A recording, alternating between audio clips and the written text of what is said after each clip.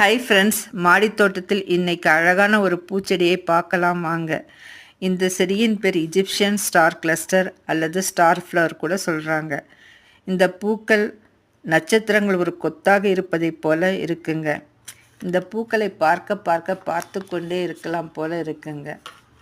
நீங்களும் இந்த பூக்களை பார்த்து ரசியுங்க. நேச்சர் நமக்கு எத்தனை வெரைட்டி கலரில் எத்தனை வெரைட்டி பூக்களை கொடுத்துருக்காங்க.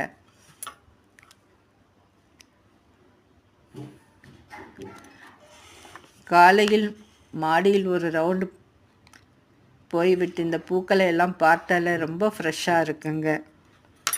இந்த செடியை கட்டிங் மூலமாக வளர்க்கலாங்க. அதிக பராமரிப்பு தேவையில்லை, நீர் விட்டாலே போதுங்க.